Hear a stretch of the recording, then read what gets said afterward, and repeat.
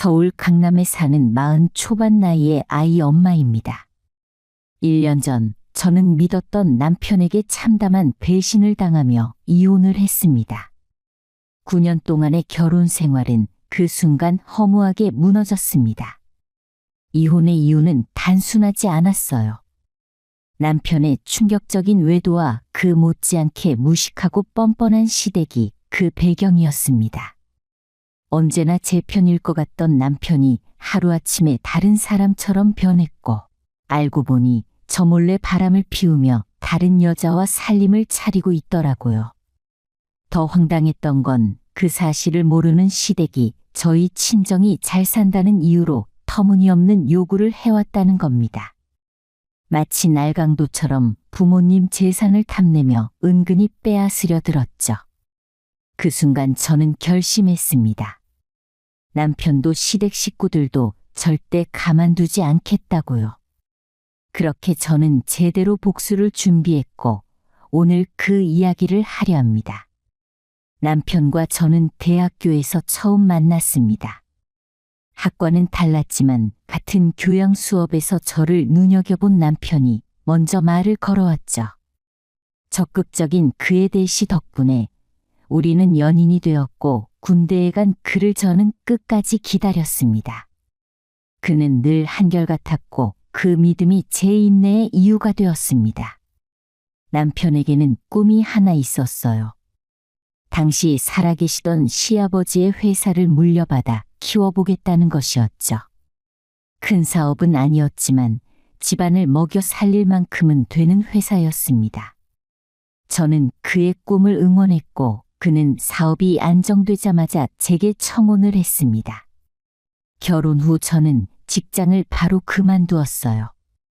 남편의 꿈을 위해 제가 뒷바라지하는 것이 당연하다고 생각했으니까요. 하지만 결혼 생활이 평탄하기만 한 건 아니었습니다. 결혼하고 나서 알게 된 건 시댁 식구들이 꽤 유별나다는 사실이었어요. 시아버지가 지병으로 세상을 떠난 뒤 시어머니와 시누이의 성격이 드러났죠. 결혼 전에는 숨기고 있던 본색을 결혼하자마자 거리낌 없이 보여주었습니다. 명절이면 저 혼자 부엌에 서서 밥을 해야 했고 뜬금없이 시댁에서 먹을 김장을 해오라는 요구도 있었습니다. 다행히 남편이 중간에서 막아주어서 큰 갈등으로 번지진 않았지만 불편한 기류는 늘 존재했죠. 그러던 어느 날 믿었던 남편이 저를 배신하고 있었다는 사실을 알게 되었습니다. 평소 친하게 지내던 남편 회사의 격리 직원이 전화를 걸어온 것이었어요. 예의 바르고 성실한 분이라 제가 병원비까지 도와준 적이 있는 사람이었죠. 그 격리분이 떨리는 목소리로 말했습니다. 사모님, 큰일 났어요. 사장님이 다른 여자랑 살고 계신 것 같아요. 그녀는 오늘 서류를 전달하러 남편이 알려준 아파트에 갔는데 젊은 여자가 문을 열며 자기야 라고 부르더랍니다. 상상도 못했던 이야기에 저는 숨이 턱하고 막히는 것 같았어요. 그동안 남편이 더 다정해졌기에 전혀 의심조차 하지 않았으니까요. 남자가 바람을 피우면 집에 더 잘한다는 말이 있던데 그게 딱 우리 남편이었습니다. 저는 곧바로 탐정사무소에 의뢰했습니다. 혹시나 오해이길 바라면서도 진실을 확인해야 했으니까요. 며칠 뒤 사실이 아닐 거라는 제 희망은 처참하게 무너졌습니다. 남편은 정말로 상간녀와 살림을 차리고 있었던 거죠. 그래서 저는 탐정에게 부탁했습니다. 그 집에 남편이 들어가면 꼭 연락 주세요. 다음 날 점심때쯤 전화가 왔습니다. 남편이 상간녀 집에 있다는 것이었죠. 그 말을 듣자마자 저는 곧장 달려갔습니다. 현관 벨을 누르자 젊은 여자 목소리가 스피커에서 흘러나왔어요. 저는 순간 기지를 발휘해 남편 회사에서 왔다고 말했고 상간녀는 아무 의심 없이 문을 열었습니다. 그 여자의 얼굴을 확인한 순간 속이 부글부글 끓어올랐죠. 그러나 진짜 복수의 대상은 그녀가 아니라 남편이었기에 꼭 참았습니다. 잠시 후 주방에서 남편이 앞치마를 두른 채 걸어 나오더라고요. 집에서도 안 하던 요리를 그녀를 위해 하고 있었던 겁니다. 당신이 여길 어떻게? 제 얼굴을 확인한 남편이 하얗게 질렸습니다. 저는 주저없이 그의 머리채를 잡았고 그동안 쌓인 분노가 주먹이 되어 쏟아졌죠. 남편은 아프다며 애원했지만 저는 멈추지 않았습니다. 맞을 짓을 안 했으면 이렇게 될 일도 없었어. 결국 남편 얼굴에서 코피가 터졌고 그 모습을 본 상간녀가 비명을 질렀습니다. 그러나 제 분노는 쉽게 가라앉지 않았어요. 그날 저는 제 인생에서 가장 치열한 싸움을 하고 있었습니다. 저는 그 자리에서 단호하게 말했어요. 당신하고는 무조건 이혼할 거야. 그 말을 남기고 집으로 돌아왔어요. 그런데 뜻밖에도 남편이 상간녀를 두고 저를 따라오더라고요. 잘못했다며 무릎까지 꿇고 용서를 비는 모습이 참 꼴사나웠습니다. 다른 여자랑 살림까지 차린 사람이 어디서 뻔뻔하게 용서를 빌어? 제가 그렇게 쏘아붙이자 남편은 울고불고 난리가 났습니다. 내가 잘못했어. 하지만 진짜 사랑하는 사람은 너야. 칼이 목에 들어와도 나는 가정을 지킬 거야. 그 말에 저는 어이가 없었습니다. 가정을 파탄낸 사람이 가정을 지키겠다니 앞뒤도 맞지 않는 궤변이었죠. 하지만 그런 남편의 말에도 저는 전혀 흔들리지 않았습니다. 바람도 모자라 상간녀와 함께 살림까지 차린 남자를 대체 어떤 이유로 용서하며 살아야 한단 말입니까? 그래서 분명하게 이야기했어요. 당신이 이혼을 거부하면 소송을 걸어서라도 할 거야. 결국 남편은 항복했고 제 요구대로 이혼을 해주겠다고 했습니다. 다만 조건이 하나 있었죠. 곧 시누이가 결혼을 앞두고 있으니 그때까지만 이혼을 미뤄달라는 것이었습니다. 시누이의 예비신랑 집안은 조건이 훌륭했어요. 시부모님은 약사, 예비신랑도 약사, 그리고 곧 부모님이 운영하는 큰 약국을 물려받을 예정이었죠. 시누이로서는 절대로 놓치고 싶지 않은 상대였을 겁니다. 남편은 말했습니다. 동생네 예비시댁에서 내가 이혼남이라는 걸 알면 체면이 말이 아니야. 친척들도 이상하게 볼 거고 제발 결혼식 때까지만 참아줘. 그 후에는 네 조건 전부 맞춰줄게. 저는 마음 같아서는 당장 이혼하겠다고 하고 싶었지만 남편이 위자료, 재산분할, 양육권과 양육비까지 모두 제 조건에 맞춰준다고 하니 계산이 섰습니다. 어차피 소송으로 가도 시간이 걸리니 차라리 이 방법이 더 빠르겠다 싶었어요. 하지만 진짜 황당한 일은 그 뒤에 벌어졌습니다. 어느 날 시어머니와 시누이가 불쑥 저희 집에 찾아왔어요. 어머님, 연락이라도 하고 오시죠. 제가 인사를 하자 시어머니는 콧방귀를 뀌며 말했습니다. 내 아들 집에 오는데 무슨 연락이 필요해? 오늘은 중요한 일을 너한테 맡기려고 온 거야. 나한테 감사하게 생각해. 그 중대한 일이란 다름 아닌 시누이 결혼 준비였습니다. 네가 우리 딸 데리고 다니면서 결혼 준비를 전부 해라. 너희 친정에 돈 많잖아. 일단 그걸로 부탁할게. 혼수는 물론이고 시누의 신혼집까지 제 친정에서 마련하라는 요구였어요. 염치 없는 소리에 시어머니는 한마디를 더 덧붙였습니다. 우리 사위가 약사에다 집안도 좋으니 격에 맞춰야지. 그래야 나중에 뭐라도 얻어먹지 않겠어?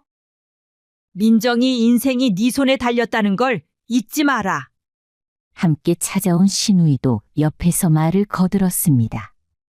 언니, 저 역세권 30평대 이상 아파트로 원해요. 꼭 그렇게 해주세요. 그들의 뻔뻔함에 저는 기가 막힐 노릇이었죠. 남편이 바람을 피워 가정을 깨놓은 상황에서 이런 터무니없는 요구를 할 줄이야. 사실 그 이유는 명확했습니다. 저희 친정은 빌딩을 가진 건물주였어요. 처음 결혼 당시 저는 일부러 이 사실을 숨겼습니다. 괜히 재산 이야기를 꺼냈다가는 불필요한 잡음이 생길 게 뻔했기 때문이죠. 하지만 결혼 3년쯤 지나 시어머니 친구가 부모님 건물에서 장사를 하다 저희 부모님과 마주친 일이 있었습니다. 그때부터 시댁 식구들은 제 친정 재산을 노리기 시작했죠. 차를 사달라, 사업 자금을 대달라 수없이 요구했습니다. 저는 매번 거절했고 부모님 역시 단칼에 거절하셨습니다. 그러다 시누이가 잘 사는 약사 집안과 결혼하게 되자 시어머니와 시누이는 다시금 입을 모아 말도 안 되는 요구를 해왔던 겁니다. 저는 더 이상 이런 소리를 듣고 참을 필요가 없었어요. 그게 무슨 말 같지도 않은 소리예요? 제가 단호하게 말하자 시어머니가 버럭 소리쳤습니다. 너 지금 네 시엄마한테 개소리라고 한 거냐? 네, 맞아요. 그러면 지금 어머님이 하시는 말씀이 정상적이라고 생각하세요? 저는 단호하게 물었습니다. 왜 저희 부모님이 아가씨 결혼 준비랑 신혼집을 해줘야 돼요? 아가씨 결혼 준비랑 아파트를 해주고 싶으시면 어머님 돈으로 직접 하세요. 제 친정에 손 벌리지 마시고요. 그러자 시어머니 얼굴이 확 달아오르더니 네가 아주 미쳤구나. 시어머니한테 개소리라 하더니 이제 비롱뱅이라고까지 해? 너 정말 혼나봐야 정신 차리겠구나. 하며 고함을 지르더라고요. 혼이요? 지금 어머님이랑 아가씨가 저한테 무슨 요구를 하는지 스스로 생각해 보세요. 두 분이 저에게 결혼 비용이나 신혼집을 요구할 입장이 된다고 생각하세요? 지금 이 상황에서 그러면 안 되는 거잖아요. 제 말에 시어머니는 비웃듯 말했습니다. 너 자꾸 이런 식이면 우리 아들이랑 이혼시킬 수밖에 없다. 우리 아들 인물도 반반하고 사업도 잘 나가니까 재혼하려는 여자 한둘이 아니다. 요즘 세상에 이혼녀가 뭐 대수예요? 그걸로 절 협박하시겠다고요? 저는 차갑게 잘라 말했어요. 저는 아가씨 결혼 준비도 신혼집도 해줄 생각 없으니 그딴 소리 하실 거면 당장 제 집에서 나가세요. 경찰 부르기 전에. 결국 저는 시어머니와 시누이를 문 밖으로 내쫓았습니다. 두 사람은 제 반응이 예상 밖이었는지 당황한 표정이었죠. 제 친정이 재산이 많으니 제가 당연히 해줄 거라고 착각한 모양이었습니다. 그날 저는 남편에게 전화를 걸어 따져 물었어요. 당신이 바람 피워서 딴 살림 차린 것도 모자라 이젠 시어머니랑 시누이가 나한테 신혼집까지 해오라고 하네. 그리고 경고했어요. 시댁 식구들이 계속 날 괴롭히면 신우 결혼식까지 이혼 안 하고 기다려주는 거 못할 것 같아. 남편은 잘못했다며 시어머니와 시누이를 설득하겠다고 했지만 두 사람은 포기할 줄 몰랐습니다. 며칠 후 시어머니가 다시 전화를 해왔어요. 다른 결혼 준비는 양보할 테니까 네가 신혼집만 해주면 안 되겠니? 그럼 우리도 더는 다른 건 요구 안 하마. 우리가 좋게 말할 때 들어라. 아니면 진짜 우리 아들이랑 너 못 살게 할 거야. 그 말을 들으며 저는 속으로 결심했습니다. 남편이 저를 배신한 것도 용서할 수 없는데 시어머니와 시누이가 친정 재산까지 노리다니 이 집안은 도저히 답이 없구나. 그래서 차라리 제대로 혼을 내주기로 마음을 먹었어요. 어머님, 정말 아가씨 신혼집만 해오면 되는 거예요? 그래, 다른 건 안 바란다. 네 친정에 잘 부탁해서 미래 전망 좋은 집으로 사다 줘라. 네, 어머님 말씀대로 마련하겠습니다. 저만 믿으세요. 시어머니는 환하게 웃으며 말했습니다. 이게 웬 떡이냐? 돈 많은 사돈둔 덕에 우리 딸이 공짜 집 얻는구나. 물론 저는 진짜로 신혼집을 사줄 생각이 전혀 없었죠. 상견례 자리에서 폭로하고 망신을 줄 계획이었어요. 남편의 바람, 시댁 식구들의 탐욕까지 전부 말하려고 했습니다. 며칠 뒤 저는 시어머니에게 전화를 걸었어요. 어머님, 집장만 했어요. 뭐? 정말 어디에 있는 집이냐? 강남에 있는 30억짜리 집이에요. 제 말에 시어머니는 환호성을 지르며 좋아했어요. 세상에, 네가 우리 집안을 살리는구나. 물론 그 집은 친정 부모님이 딸과 손주와 살려고 마련한 집이었고 신우이에게 줄 생각은 추호도 없었어요. 그런데 남편은 그 이야기를 듣고 제가 이혼을 하지 않기로 마음먹었다고 착각했습니다. 여보, 당신이 나랑 계속 살게 하려고 장인어른이 신혼집까지 사준 거지? 나 이제 진짜 잘할게. 그 여자도 정리하고. 그 헛된 확신에 찬 얼굴을 보니 차라리 상견례날을 빨리 앞당기고 싶은 마음뿐이었습니다. 그때가 이 집안의 민낯을 모두 까발릴 순간이었으니까요. 하지만 저는 남편과 시댁 식구들에게 제대로 뒤통수를 치기 위해 하고 싶은 말들을 꾹 눌러 참았습니다. 신우 예비 시부모와 예비 신랑 앞에서 시댁 집안의 실체를 폭로하려면 그 순간까지 기다리는 게 맞았으니까요. 그리고 마침내 신우의 상견례 날이 다가왔습니다. 남편과 시댁 식구들과 함께 상견례 장소로 향하는 길, 저는 속으로 모든 것을 끝장낼 계획을 다지고 있었어요. 혹시 모를 상황에 대비해 아이는 그런 자리에 데리고 가면 관리하기 힘들다는 핑계를 대고 친정에 맡겨두었죠. 그 사실도 모른 채 시어머니와 신우, 남편까지 모두 들떠 있었습니다. 제가 신우의 신혼집으로 30억짜리 아파트를 준비했다는 말을 진짜로 믿었으니 좋지 않을 이유가 없었겠죠. 상견례 장소에 도착하니 신우의 예비 시부모와 예비 신랑이 먼저 나와 있었습니다. 시어머니는 약사 사위를 가족으로 맡게 된 게 자랑스러운지 입이 귀에 걸려 있었어요. 아, 안녕하세요. 이렇게 만나 뵙게 돼서 정말 반갑습니다. 그러게요. 저희 부족한 아들 잘 부탁드립니다. 부족하긴요. 저희 집안에 약사 사위를 두게 됐다니 얼마나 자랑스러운 일입니까? 덕담이 오가며 분위기가 무르익어갈 때쯤 신혼집 이야기가 나왔어요. 시어머니는 저를 힐끗 보더니 당당하게 예비 시부모를 향해 말했습니다. 아, 제가 저번에 말씀드렸죠? 우리 딸이랑 박서방이 살 신혼집은 저희 쪽에서 마련하겠다고. 그 집이 준비돼서 오늘 말씀드리려고 합니다. 우리 며느리가 아주 좋은 집으로 준비했거든요. 아이고, 그게 정말입니까? 그럼요. 안 그러니? 소영아?